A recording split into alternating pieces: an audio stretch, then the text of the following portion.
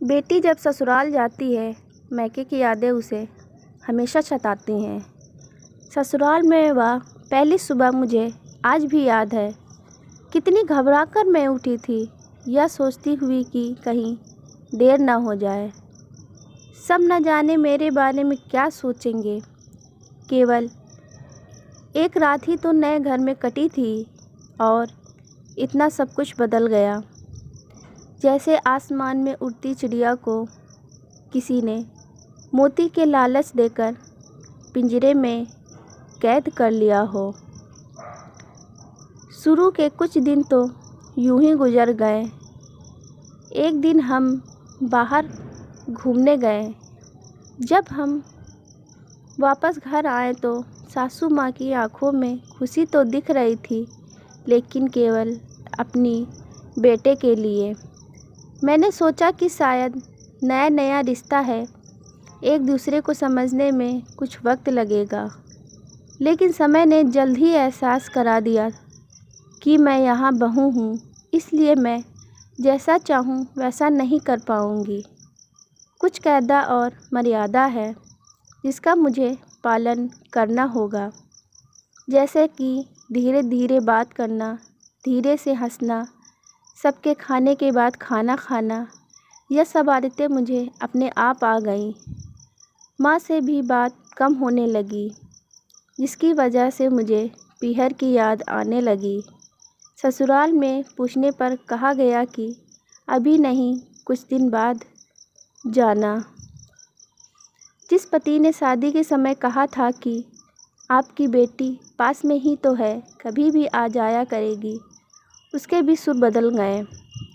अब मुझे धीरे धीरे यह समझ में आ गया था कि शादी कोई बच्चों का खेल नहीं है।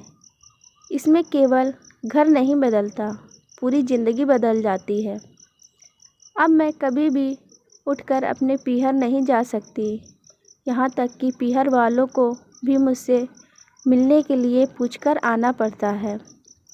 पीहर में जोर जोर कर हंसना, कभी भी कहीं भी चला जाना, रसोई में से कुछ भी उठाकर खा लेना, अपनी मर्जी का करना, सब यादें बनकर रह गईं। अब मुझे समझ में आने लगा था कि क्यों विदाई के वक्त सभी लोग मुझे गले लगाकर रो रहे थे। असल में मुझसे दूर होने का एहसास उन्हें हो रहा था, लेकिन एक और बात थी जो उन्हें अंदर ही अंदर परेशान कर रही थी कि अब जिस सच्चाई से मुझे इतने दूर रखा गया था, वह सच्चाई मेरे सामने आने वाली थी।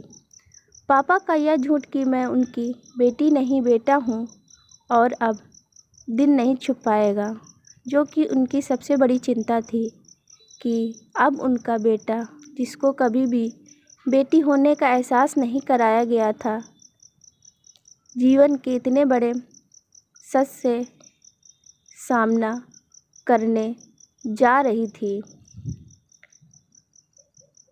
और वह बड़ी माँ को भी चिंता सता रही थी कि उनकी बेटी अभी तक कोई एक काम भी नहीं सीखी थी, अब वह पूरे परिवार की जिम्मेदारी कैसे उठाएगी।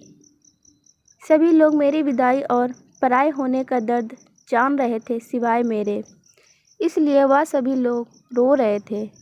आज मुझे समझ में आ रहा कि उनका रोना गलत ही नहीं था। यह हमारे समाज का नियम ही है कि एक बार बेटी डोली में विदा हो गई तो वह उस घर के लिए केवल मेहमान ही बनकर रह जाती है। फिर कोई चाहे कितना क्यों ना कह ले कि यह घर आज भी उसी का है। सच तो यह है कि अब वह कभी भी यूं ही अपनी पीहर नहीं जा सकती, चाहे कितना भी समस्या और परेशानी क्यों ना आ जाए। मुझे ही हल करना है, हंसते हुए या गम छिपाते हुए। यदि आपको स्टोरी अच्छी लगी हो तो लाइक, सब्सक्राइब एंड कमेंट करें। अंत तक वीडियो देखने के लिए आपका बहुत बहुत धन्यवाद।